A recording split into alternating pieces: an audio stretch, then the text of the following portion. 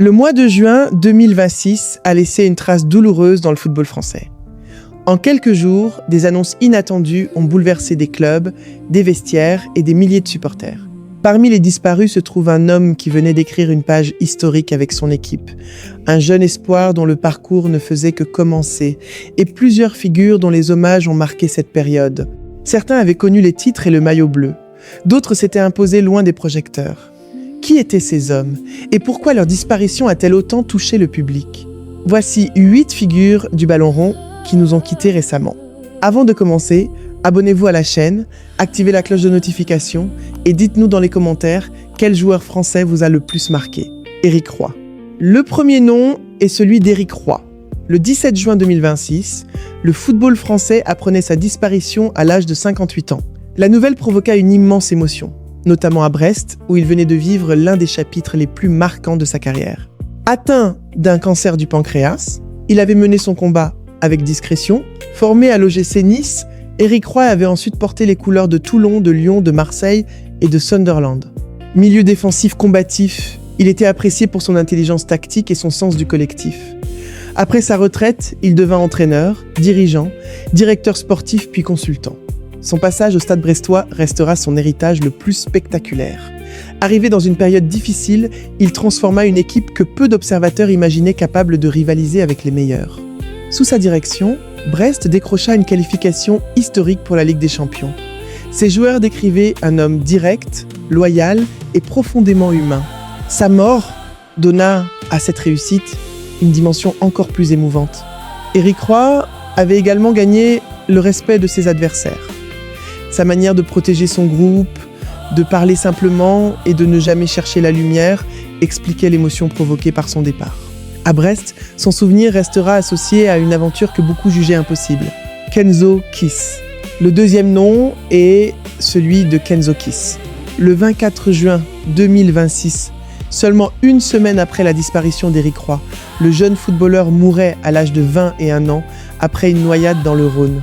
Formé à l'Olympique Lyonnais puis à l'AS Étienne, il était sous contrat avec Guingamp et poursuivait encore son rêve de s'imposer dans le football professionnel.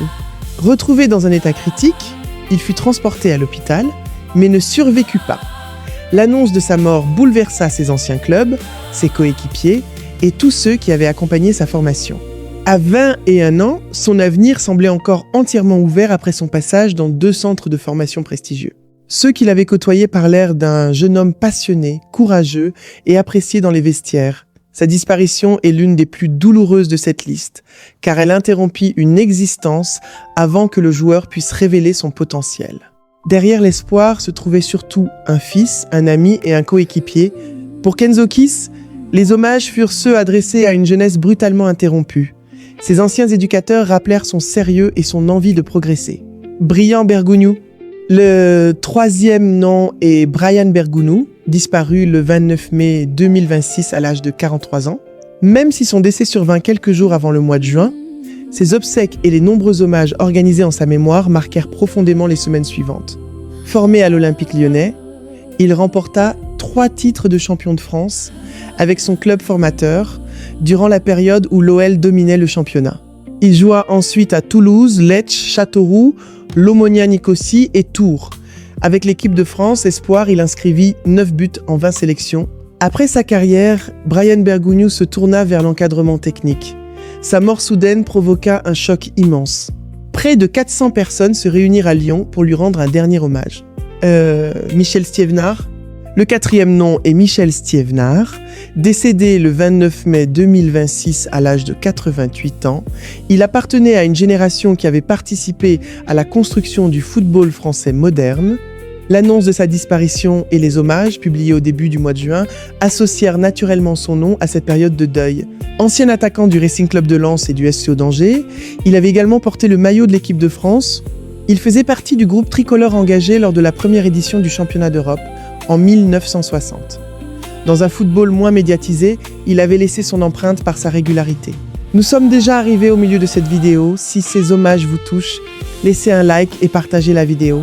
Cela nous aide à préserver la mémoire de ces joueurs et à transmettre leur histoire aux nouvelles générations. Fleury Dinalo. Le 5e nom est Fleury Dinalo, mort le 13 mai 2026 à l'âge de 23 ans. Pour les supporters lyonnais, il n'était pas seulement un ancien joueur, il représentait une partie entière de l'histoire de l'Olympique lyonnais. Surnommé le Petit Prince de Gerland, il porta le maillot de l'OL pendant 15 saisons. Attaquant rapide, élégant et redoutable devant le but, il remporta 3 Coupes de France et devint l'un des meilleurs buteurs de l'histoire du championnat. Il connut aussi 10 sélections avec l'équipe de France.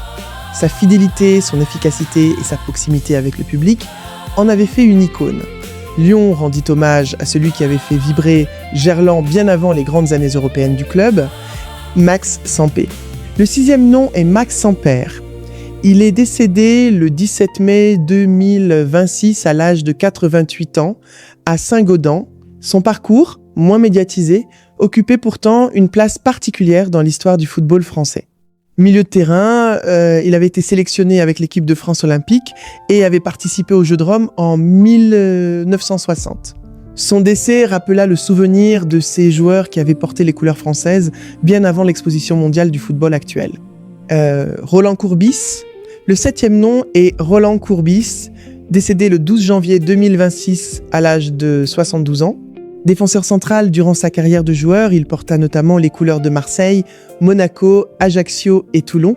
Il remporta plusieurs titres avant de se lancer dans une longue carrière d'entraîneur. Il dirigea Bordeaux, Marseille, Lens, Montpellier, Rennes et de nombreux autres clubs. Mais au fil des années, Roland Courbis devint aussi l'une des voix les plus reconnaissables du football français.